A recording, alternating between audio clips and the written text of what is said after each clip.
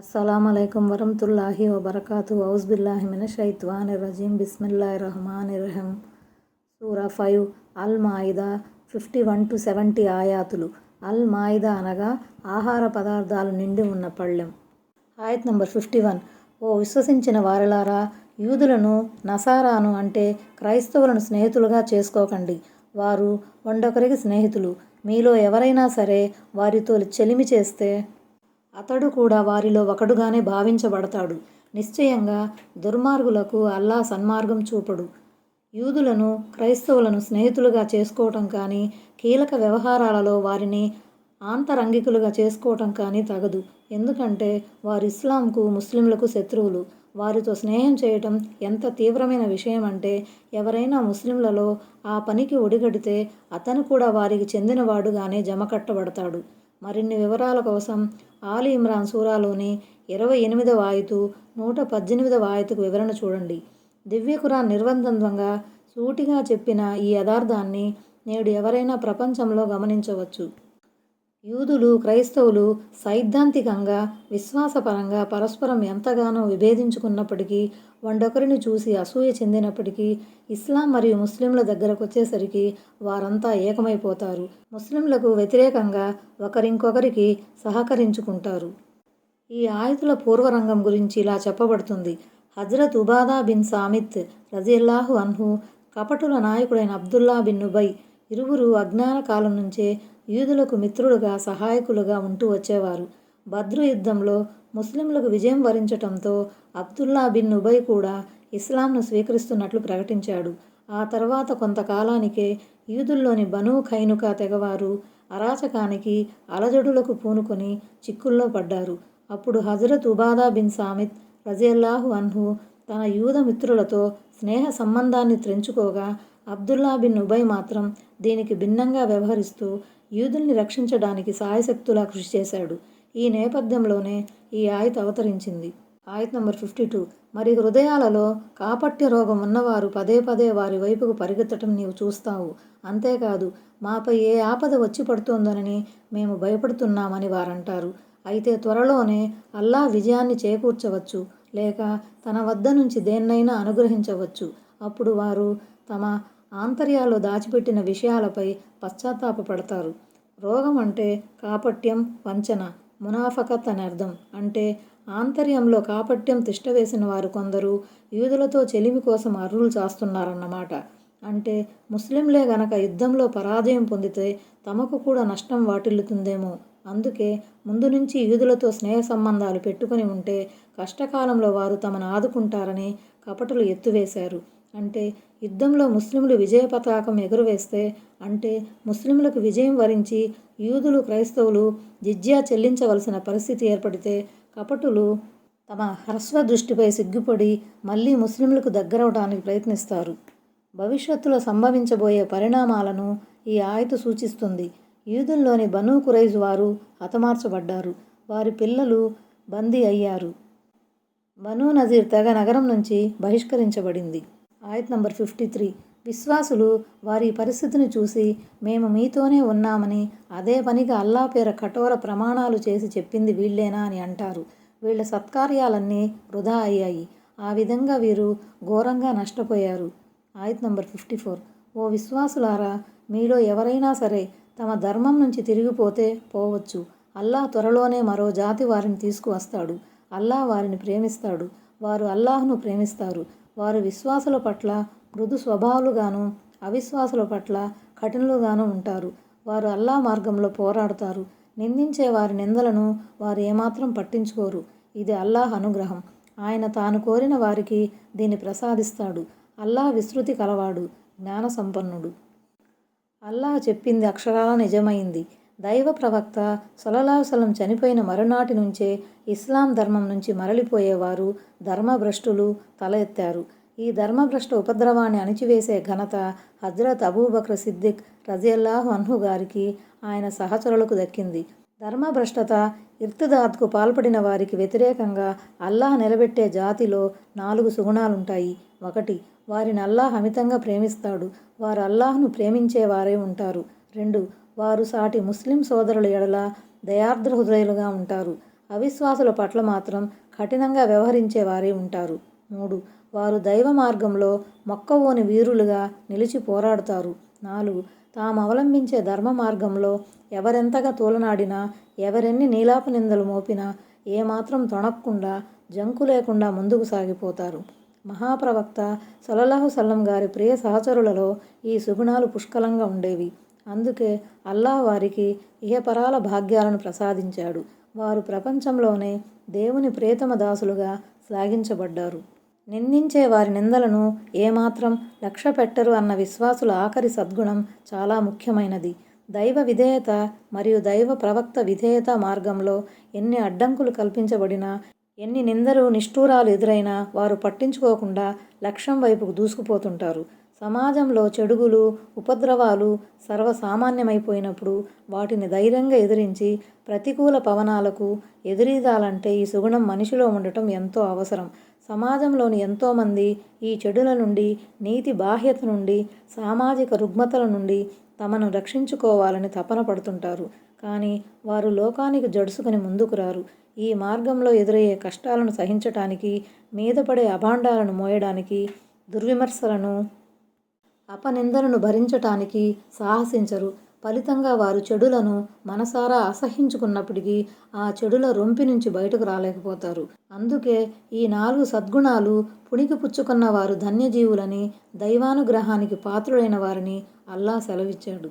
ఆయత్ నంబర్ 55. ముస్లింలారా, వాస్తవానికి మీ స్నేహితులు అల్లాహ్, ఆయన ప్రవక్త, ఇంకా నమాజును నెలకొల్పే, జకాతును చెల్లించే, రుకూ చేసే ఆరాధనలు అనుకవను కలిగి ఉండే విశ్వాసులు మాత్రమే. యూదులతో, క్రైస్తవులతో స్నేహం చేయరాదనంటే మరి స్నేహం చేయాల్సింది ఎవరితోనన్న ప్రశ్న ఉదయిస్తుంది. దానికి సమాధానం ఈ ఆయతులో ఉంది. విశ్వాసులకు అందరికన్నా ఎక్కువగా నమ్మదగ్గవారు దైవం మరియు దైవ ప్రవక్తయే. ఆ తర్వాత వారిద్దరినీ విశ్వసించే సాటి ముస్లిములు వారు నమాజును నెలకొల్పేవారై ఉంటారు.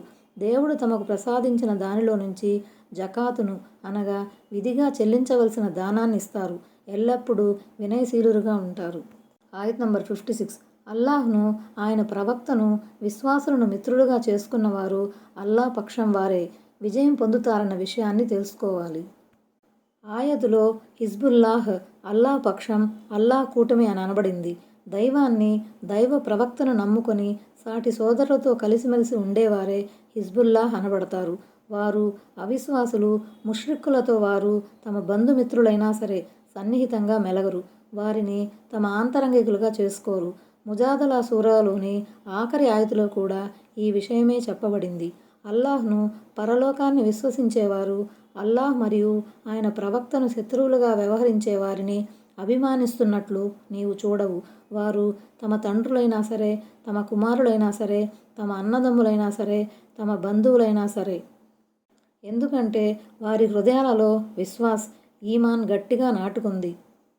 వారికి అల్లాహ్ ప్రత్యేకంగా సహాయం చేస్తాడు. క్రింద కాలువలు ప్రవహించే స్వర్గవనాల్లో అల్లాహ్ వారికి ప్రవేశం కల్పిస్తాడు.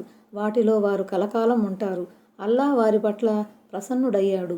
వారు అల్లాహ్ పట్ల ప్రసన్నులయ్యారు. వారు అల్లాహ్ పక్షానికి చెందినవారు. అల్లాహ్ పక్షమే ఎన్నటికైనా విజయం సాధిస్తుందని తెలుసుకోండి. అల్-ముజాదలా చివరి ఆయతు.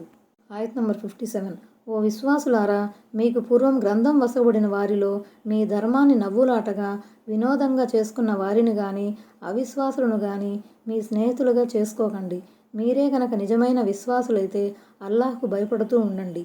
గ్రంథం వసబడిన వారంటే యూదులు, క్రైస్తవులని భావం. అవిశ్వాసులంటే బహు దైవోపాసకులన్నమాట. దైవ ధర్మాన్ని ఆషామాషీగా, వేళాకోళంగా భావించేవారు. పైకి వారు ఎంత మంచివారిగా కనిపించినప్పటికీ దైవ విరోధులేనని, అందువల్ల విశ్వసించిన వారు వాళ్లతో దోస్తీ చేయటం భావ్యం కాదని మరోసారి ఈ ఆయతు నొక్కి చెబుతోంది. ఆయత్ నంబర్ 58. మీరు నమాజు కోసం పిలిచినప్పుడు వారు దాన్ని నవ్వులాటగా, తమాషాగా చేసుకుంటారు. ఎందుకంటే వారు బొత్తిగా బుద్ధి లేనివారు. హదీసులో ఇలా అనబడింది: అజాన్ పిలుపు వినగానే షైతాన్ అపానవాయు వెలువర్చుకుంటూ పారిపోతాడు.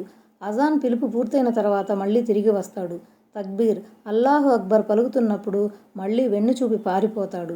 ఆ తర్వాత మళ్ళీ తిరిగి వచ్చి నమాజీలలో దుష్ప్రేరణలని రేకెత్తిస్తాడు. షైతాను మాదిరిగానే షైతాను అనంగు అనుచరులకు కూడా అజాం పిలుపు కర్ణ కఠోరంగా ఉంటుంది. అందుకే వారు దాన్ని ఎగతాళి చేయడానికి ప్రయత్నిస్తారు. ఈ ఆయతు ద్వారా తెలిసే మరో ముఖ్యాంశం ఏమిటంటే దివ్య ఖురాన్ మాదిరిగానే ప్రవక్త సల్లల్లాహు సల్లం వారి హదీసు కూడా ఇస్లాం ధర్మానికి మూలం. ఎందుకంటే ఖురాన్ నమాజు కోసం ఇవ్వబడే పిలుపు గురించి మాత్రమే ప్రస్తావించింది కానీ ఆ పిలుపు ఏమిటి, అదెలా ఉంటుంది లాంటి విషయాలను ఎక్కడా విడమర్చి చెప్పలేదు. ఈ విషయం హదీసు ద్వారా మాత్రమే విదితం అయ్యింది. హదీసు, దీన్, ధర్మ ప్రామాణికతను నిదర్శనం అనడానికి ఇదొక ప్రబల తార్కాణం. అంటే దీని భావం ఏమిటంటే ఖురాన్ మూలంగా నిరూపణ అయ్యే ఆదేశాలను, విద్యుక్త ధర్మాలను పాటించటం ఏ విధంగా అవశ్యమో, పాటించకుండా తిరస్కరించటం ఏ విధంగా కుఫ్ర్ కిందికి వస్తుందో అదేవిధంగా ప్రామాణిక హదీసు ద్వారా రూఢి అయిన విషయాన్ని పాటించడం కూడా విధియే. దాన్ని తప్పకుండా పాటించాలి. దాన్ని తిరస్కరించిన పక్షంలో అది కుఫ్ర్ అవుతుంది. అయితే ఆ హదీసు ప్రామాణికమైనదై ఉండాలి. నిజంగా దైవ ప్రవక్త సల్లల్లాహు సల్లం చెప్పినట్టు లేక ఆయన ద్వారా అంగీకారం పొందినట్టు తగిన సాక్ష్యాధారాలు కావాలి. హదీసును అందజేసిన ఉల్లేఖకుల పరంపర మధ్యలో ఎక్కడా లింకు తెగి ఉండకూడదు. ఆ విధంగా ప్రామాణికమైనదిగా రుజువైన హదీసు అది ఎంతోమంది ఉల్లేఖకుల చేత ఉల్లేఖించబడిన ముతవాతిర్ హదీసు అయినా ఒకే ఒక్క ఉల్లేఖకుడు అందించినది ఖబ్ర వాహిద్ అయినా, ఇంకా ఆ హదీసు దైవ ప్రవక్త ప్రవచనమైన, ఆయన ఆచరించిన పని అయినా లేక ఆయన అంగీకారం పొందిన విషయమైనా ప్రామాణికంగా అందిన హదీసు ఏదైనా అనుసరణీయమే. ఆ హదీసును అందజేసిన వారు ఒక్కరే అన్న కారణంగానో లేక అది ఇమాముల ఇజ్తిహాద్తో సమన్వయం చెందేదిగా లేదనో లేదా ఫలానా ఉల్లేఖకుని ధర్మావగాహన ఎన్నదగ్గది కాదన్న సాకుతోనో లేదా హేతువు ప్రాతిపదికపైనో లేదా ఇటువంటివే అనేక కారణాల ఆధారంగానో హదీసును త్రోసిపుచ్చటం, రద్దుపరచటం సరైంది కాదు.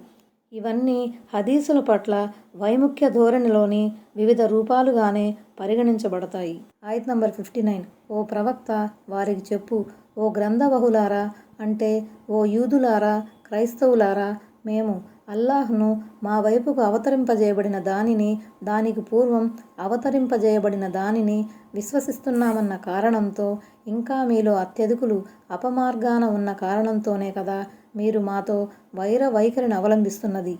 ఆయత్ నంబర్ 60.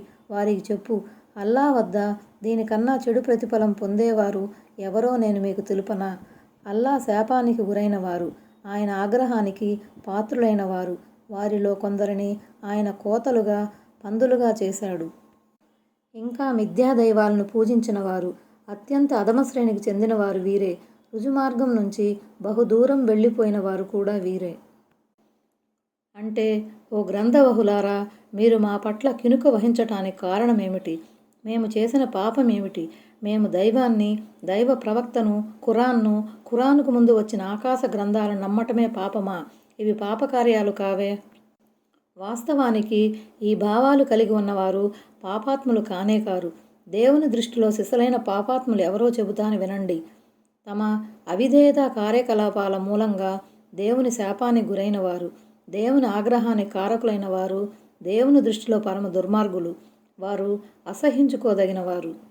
వారిలో కొందరిని దేవుడు కోతులుగా, పందులుగా మార్చేశాడు. ఎందుకంటే వారు తాగూతును ఆరాధించారు. ఈ విషయాలు మీకు కనువిప్పు కావాలి. మీరేమిటో, మీ కార్యకలాపాలేమిటో ఓసారి మీ అంతరంగంలోకి తొంగి చూసుకోండి. మీ ప్రవర్తన ఎలా ఉందో అద్దంలో ఓసారి చూసుకోండి. మీరు దేవుని హద్దులను మీరిపోవటం లేదా ఏమి? ఆయత్ నంబర్ 61. వారు మీ వద్దకు వచ్చినప్పుడు మేము విశ్వసించామని అంటారు. నిజానికి వారు అవిశ్వాసంతోనే వచ్చారు. మరి ఆ విశ్వాసంతోనే తిరిగి వెళ్ళిపోయారు. వారు దాచిపెట్టేదాన్ని అల్లాహ్ బాగా ఎరుగు. ఇది కపటుల ప్రస్తావన. వారు దైవ ప్రవక్త సల్లల్లాహు సల్లం వద్దకు వచ్చినప్పుడు గుండెల్లో కాపట్యపు కుళ్ళును పెట్టుకొని వస్తారు. కాపట్యాన్ని మోసుకుపోతారు. వారి మనసులు నిర్మలమైనవి కావు. మీ సహచర్య సత్ప్రభావం వారిపై పడదు. మీరు చేసే ఉపదేశాలు వారి మనోక్షేత్రంలో నాటుకోవు. ఎందుకంటే వారి భూమి సారవంతమైనది, మెత్తది కాదు. అది బంజరు భూమి, చౌడు నేల. దాన్ని బాగుపరుచుకోవాలన్న ధ్యాస కూడా వారికి లేదు. ఉపదేశం పొందే ఉద్దేశంతో వాళ్ళు మీ వద్దకు రావటం లేదు. తమ్ము తాము వంచుకోవటంతో పాటు ఎదుటివారిని కూడా మోసగించే దురుద్దేశంతోనే వస్తున్నారు. అటువంటప్పుడు సత్యోపదేశం కోసం వారి హృదయ కవాటాలు. ఆయత్ నంబర్ 62. వారిలో చాలామందిని నీవు చూస్తావు. వారు పాపకార్యాల వైపుకు, దౌర్జన్యం వైపుకు, అధర్మమైన సొమ్మును స్వాహా చేయటం వైపుకు ఎగబడుతూ ఉంటారు. వారు చేసే ఈ చేష్టలన్నీ పరమ చెడ్డవి. ఆయత్ నంబర్ 63. వారు ఇలాంటి పాపిష్టి మాటలు చెప్పకుండా, అధర్మమైన సొమ్మును తినకుండా వారి మతాచార్యులు, పండితులు వారిని ఎందుకు ఆపరు? వారు చేస్తున్నది చాలా చెడ్డ పని. ధర్మ పండితులకు, మత గురువులకు ఈ ఆయత్ ఒక మందలింపు లాంటిది. మీ పరిసరాల్లోని చాలామంది దేవుని హద్దులను అతిక్రమిస్తూ, అవినీతికి పాల్పడుతూ, అక్రమ సంపాదనను ఆర్జిస్తూ ఉంటే మీరు నిర్లిప్తంగా ఎలా ఉంటున్నారు? మీ ఈ అనాసక్తత, నిర్లిప్తత క్షంతవ్యం కానీ అలసత్వం కాదా? దీన్ని బట్టి సమాజంలోని మేధావులు, సంస్కర్తలు మంచిని పెంపొందించడంలో, చెడులను అరికట్టడంలో నిర్వర్తించవలసిన పాత్ర ఏమిటో అర్థమవుతుంది. హదీసులలో కూడా ఈ విషయం నొక్కి వక్కాణించబడింది. ఆయత్ నంబర్ 64. అల్లా చేతులు కట్టివేయబడి ఉన్నాయి అని యూదులు అన్నారు. నిజానికి వారి చేతులే కట్టివేయబడ్డాయి. వారు అన్న ఈ మాట మూలంగా వారిని శపించడం జరిగింది. నిజానికి అల్లా చేతులు రెండూ విశాలంగా ఉన్నాయి. తాను తలచుకున్న విధంగా ఆయన ఖర్చు పెడుతున్నాడు. నీపైన నీ ప్రభువు తరపు నుంచి అవతరించిన సందేశం వారిలోని చాలామందిలో తల బిరుస్తనాన్ని, తిరస్కార భావాన్ని వృద్ధి చేస్తుంది. ఇంకా మేము వారి మధ్య ప్రళయదినం వరకు విరోధం, విద్వేషం ఉండేలా చేశాము. వారు యుద్ధాగ్నిని రాజేసినప్పుడల్లా అల్లా దాన్ని ఆర్పివేస్తాడు. వారు భూమిలో కల్లోలాన్ని రేకెత్తిస్తూ తిరుగుతుంటారు. కాగా అల్లా కల్లోల జనకులను ఎంతమాత్రం ప్రేమించడు. ఆలి ఇమ్రాన్ సూరా 181 ఆయతులో చెప్పబడిన మాట లాంటిదే ఇది కూడా. అల్లా తన దాసులను తన మార్గంలో ఖర్చు పెట్టేందుకు ప్రోత్సహిస్తూ అది అల్లాహకు ఇచ్చే ఉత్తమ రుణమని అభివర్ణించినప్పుడు అల్లా దరిద్రుడని యూదులు వ్యాఖ్యానించారు. మరి చూడబోతే మనుషుల దగ్గర ఉన్నదంతా అల్లా ప్రసాదించినదే. అల్లా ప్రసాదించిన దానిలో నుంచి కొంత భాగం అల్లా మార్గంలో ఖర్చు పెట్టడం రుణం క్రిందికి రానే రాదు. అయినా సరే అల్లా దాన్ని రుణంగా అభివర్ణించి దాని ప్రతిఫలం కూడా తన దాసునికి తిరిగి ఇస్తానని ప్రకటించాడు. ఇది దేవుని మహోన్నత కరుణా కటాక్షాలకు నిదర్శనం. ఎందుకంటే తన సొమ్మును తన దాసునికి ఇచ్చింది కాక అతను ఖర్చు పెట్టేదానికి రుణం అని పేరు పెట్టి మళ్ళీ దాన్ని తిరిగి ఇస్తానటం, అది అనేక రెట్లు పెంచి ఇస్తానటం దైవానికే చెల్లింది. చేతులు కట్టివేయబడి ఉన్నాయి అంటే అర్థం నిజంగానే చేతులు బంధించబడ్డాయి అన్నది యూదుల ఉద్దేశం కాదు. ఖర్చు పెట్టకుండా, ఇవ్వకుండా చేతుల్ని కట్టిపడేసుకున్నాడు అని వారు చెప్పదలిచారు. నిజానికి చేతుల్ని కట్టిపడేసుకున్నది దేవుడు కాదు, యూదులే. వారు పిసినారతనంలో అగ్రగణ్యులు. అల్లా చేతులు ఎల్లప్పుడూ వదులుగానే ఉంటాయి. ఆయన యథేచ్ఛగా ఖర్చు పెడతాడు. తాను కోరిన వారికి అపారంగా వసుగుతాడు. ఆయన అనుగ్రహానికి అవధుల్లేవు. భూమ్యాకాశాల ఖజానాలన్నీ ఆయన అధీనంలో ఉన్నాయి. తన సృష్టితాల అవసరాలు, అక్కర్లన్నింటినీ ఆయనే తీరుస్తాడు. పగలైనా రే అయినా, ఇంట్లో ఉన్నా ప్రయాణంలో ఉన్నా, సర్వకాల సర్వావస్థలో మనకు అవసరమయ్యే వస్తు సామగ్రినంతటినీ సమకూర్చేవాడు ఆయనే. మీరు ఏదడిగినా ఆయన మీకు ప్రసాదించాడు. మీరు గనక అల్లాహ్ అనుగ్రహాలను లెక్కించదరిస్తే లెక్కించలేరు. నిజంగా మానవుడు అవివేకి, కృతజ్ఞుడు. సూరా ఇబ్రహీం 34. హదీసులో మహాప్రవక్త ముహమ్మద్ సల్లల్లాహు అలైహి వసల్లం ఈ విధంగా ప్రవచించారు. అల్లాహ్ కుడి చెయ్యి నుండి ఉంది. రేయింబవులు ఆయన ఖర్చు పెడుతూ ఉన్నా అందులో తరుగుదల ఉండదు. భూమ్యాకాశాలను నిర్మించినప్పటి నుంచి ఆయన ఖర్చు పెడుతూనే ఉన్నాడు. కానీ ఆయన చేతి ఖజానాలో ఎలాంటి లోటు ఏర్పడలేదు. బుఖారీ, ముస్లిం. అంటే వారు ఎప్పుడు మీపై కయ్యానికి కాలు దువ్వినా అల్లా దాన్ని వమ్ము చేస్తున్నాడు. వారి కుట్రను వారిపైనే రుద్దుతున్నాడు. రాజ్యంలో అరాచకాన్ని, అవ్యవస్థను సృష్టించడం అనేది వారి మరో దురలవాటు. దేవుడు కల్లోల జనకులను ఇష్టపడడన్న సంగతి వారికి తెలియక కాదు, తెలుసు. కానీ వారి గుణం మారదు. ఆయత్ నంబర్ 65. ఒకవేళ ఈ గ్రంథ బహులే గనక విశ్వసించి భయభక్తులతో కూడుకున్న తక్వా విధానాన్ని అవలంబించినట్లయితే మేము వారి పాపాలన్నింటినీ వారి నుంచి దూరం చేసి సుఖ సౌఖ్యాలతో కూడుకున్న స్వర్గ వనాలలో వారికి తప్పకుండా ప్రవేశం కల్పించేవారము. అంటే అల్లా కోరుకునే విధంగా వారు పరిపూర్ణ విశ్వాసులుగా నిరూపించుకొని అంతిమ దైవ ప్రవక్త సల్లల్లాహు అలైహి వసల్లం దైవ దౌత్యాన్ని వారు అంగీకరించి పాప కార్యాలకు దూరంగా మసలుకుని ఉంటే, అంటే ముఖ్యంగా షిర్కు అనే మహాపరాధానికి ఒడిగట్టకుండా ఉన్నట్లయితే అల్లాహ్ వారిని మన్నించి స్వర్గ ప్రవేశానికి అర్హులుగా ఖరారు చేసేవాడు. ఆయత్ నంబర్ 66. వారు గనక తౌరాతుకు, ఇంజీలుకు తమ ప్రభువు తరపున తమ వద్దకు పంపబడిన దానికి కట్టుబడి ఉంటే వారు తమపై నుంచి క్రిందికి నుంచి పుష్కలంగా ఉపాధిని పొందుతూ హాయిగా తినేవారు. వారిలో ఒక వర్గం మాత్రం మధ్య మార్గం అవలంబిస్తుంది. కానీ వారిలోని అత్యధికులు చేసే పనులు చాలా చెడ్డవి. తౌరాతు, ఇంజీలు గ్రంథాలను అనుసరించటం అంటే అర్థం ఆ గ్రంథాలలో ఇవ్వబడిన ఆదేశాలను, ఉపదేశాలను పాటించడం. వాటిలో అంతిమ దైవ ప్రవక్త సల్లల్లాహు అలైహి వసల్లంను విశ్వసించాలన్న అంశం కూడా ఉంది. వమా ఉంజిల అంటే ఆకాశ గ్రంథాలన్నింటినీ విశ్వసించటం అన్నమాట. వాటిలో దివ్య ఖురాన్ కూడా ఒకటి. మొత్తానికి వారు ఇస్లాం స్వీకరించాలన్నమాట. పైనుంచి క్రింది నుంచి ఉపాధిని పొందటం అనే పదం అతిశయోక్తిగా ప్రయోగించబడింది. అంటే ఆకాశం నుంచి వర్షం కురవటం, భూముల్లో నుంచి పంటలు పుష్కలంగా పండటం అన్న భావంలో ఇలా అనబడింది. దివ్య ఖురాన్లోనే మరో చోట ఈ విషయం మరో విధంగా చెప్పబడింది. పురముల్లోని ప్రజలు విశ్వసించి దైవభక్తి పరాయణులుగా మసలుకొని ఉన్నట్లయితే వారి కోసం భూమ్యాకాశాల శుభాల ద్వారాలను తెరచివేసేవారం. సూరా అల్-అరాఫ్ 96. వారిలోని మెజారిటీ జనులు విశ్వాస మార్గాన్ని అవలంబించలేదు. వారు తమ తిరస్కార వైఖరిపై పాతుకుపోయారు. మహాప్రవక్త సల్లల్లాహు అలైహి వసల్లం దైవ దౌత్యంపై వారు ఏమాత్రం సత్యబద్ధమైన వైఖరిని అవలంబించలేదు. తమ ఈ మంకుతనం, పెడసరి ధోరణినే ఇక్కడ చెడ్డ పనులుగా పేర్కొనటం జరిగింది. ఇక మధ్య మార్గాన్ని అవలంబించే వర్గం అంటే అబ్దుల్లా బిన్ సలాం రజియల్లాహు అన్హు తదితరులన్నమాట. అయితే వారి సంఖ్య 8-9కి మించి లేదు. పూర్వం వారు యూదులుగా ఉండేవారు. తరువాత ఇస్లాం స్వీకరించారు. ఆయత్ నంబర్ 67. ఓ ప్రవక్త, నీ ప్రభువు తరపు నుంచి నీపై అవతరింపజేయబడిన దానిని ప్రజలకు అందజెయ్యి. ఒకవేళ నువ్వు గనక ఈ పని చెయ్యకపోతే దైవ ప్రవక్తగా నీవు నీ ధర్మాన్ని నిర్వర్తించిన వాడవవుతావు. అల్లా నిన్ను ప్రజల కీడు నుంచి కాపాడుతాడు. నిశ్చయంగా అల్లా తిరస్కారులకు సన్మార్గం చూపుడు. అంటే ఓ ప్రవక్త, మీపై అవతరింపజేయబడే విషయాలన్నింటినీ నిర్భయంగా హెచ్చుతగ్గులు లేకుండా మీరు జనులకు అందజేయండని దేవుడు ఉపదేశిస్తున్నాడు. ఆయన సల్లల్లాహు అలైహి వసల్లం అలాగే చేశారు. అందుకే హజ్రత్ ఆయిషా రజియల్లాహు అన్హా ఇలా అంటున్నారు: దైవ ప్రవక్త సల్లల్లాహు అలైహి వసల్లం కొన్ని విషయాలను తెలుపకుండా దాచిపెట్టారని అనుమానించిన వాడు అబద్ధం పలికాడు. అలాగే మీ దగ్గర ఖురాన్ కాకుండా వహీ ద్వారా అందిన మరేదన్నా విషయం ఉందా అని హజ్రత్ అలీ రజియల్లాహు అన్హుని అడిగినప్పుడు ఆయన లేదని ప్రమాణం చేసి మరీ చెప్పాడు.